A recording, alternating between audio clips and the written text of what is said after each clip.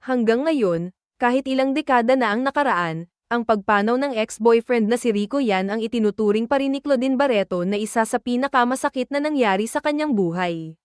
Sa panayam sa aktres sa vlog ng aktres-komedyanang si Dang Cruz, isa sa mga naging paksa nila ang mga lalaking minahal ni Claudine tulad ni na Mark Anthony Fernandez, Rico Yan at ang napangasawa niyang si Raymart Santiago. Sa naturang interview, sinabi ni Claudine na greatest love niya si Rico, habang si Mark Anthony naman ang kanyang first love. Inilarawan naman niya si Raymart bilang kanyang favorite mistake. Inamin ng aktres na pinagsisisihan pa rin niya ang hindi niya pagsagot sa 7 missed calls ni Rico sa kanya the night before he died. At naging isang malaking leksyon ito sa kanya kaya ngayon daw, sinasagot na niya ang lahat ng calls. Ngayon, kahit sinong tumatawag sa akin, kahit kaaway mo, sasagutin mo na lang. Minsan, mumurahin ka pala, di ba? Okay lang, kasi baka wala na bukas ito. Diyos ko Lord, natatawang tila naiiyak na sabi ng aktres. That time ay 21 years old pa lang daw siya, pero matindi na ang kanyang pinagdaanan sa pagkawala ni Rico. Sinisin niya ang sarili that time at galit na galit daw siya sa kanyang sarili. Yun yung di alam ng mga tao. Kung anong galit nila sa akin, sobrang naintindihan ko yun, aniya. Naikwento rin niya na muntik nang mag-propose sa kanya si Rico noong 2001. Nung December sana noong 2001, magpo-propose na si Rico. May singsing na, aniya. And nagsabi na rin siya kina Mr. M without telling me, at sa parents ko at sa Star Cinema na aalis kami, lilipat kami ng Vancouver, dagdag niya.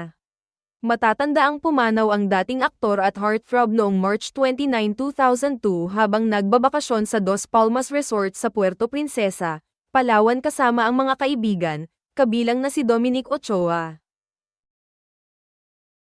Hanggang ngayon, kahit ilang dekada na ang nakaraan, ang pagpanaw ng ex-boyfriend na si Rico Yan ang itinuturing pa rin ni Claudine Barreto na isa sa pinakamasakit na nangyari sa kanyang buhay. Sa panayam sa aktres sa vlog ng aktres-komedyanang si Dang Cruz, isa sa mga naging paksa nila ang mga lalaking minahal ni Claudine tulad ni na Mark Anthony Fernandez, Rico Yan at ang napangasawa niyang si Raymart Santiago. Sa naturang interview, sinabi ni Claudine na greatest love niya si Rico, habang si Mark Anthony naman ang kanyang first love. Inilarawan naman niya si Raymart bilang kanyang favorite mistake.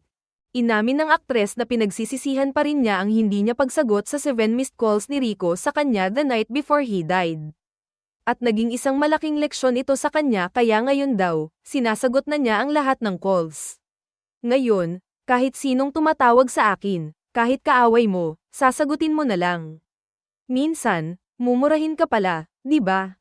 Okay lang, kasi baka wala na bukas ito. Diyos ko Lord, natatawang tila naiiyak na sabi ng aktres. That time ay 21 years old pa lang daw siya, pero matindi na ang kanyang pinagdaanan sa pagkawala ni Rico.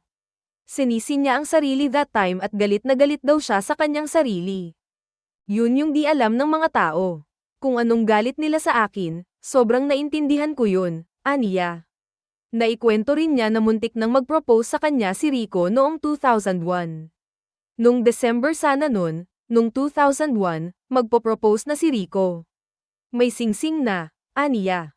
And nagsabi na rin siya kina Mr. M without telling me, at sa parents ko at sa Star Cinema na aalis kami, lilipat kami ng Vancouver, dagdag niya.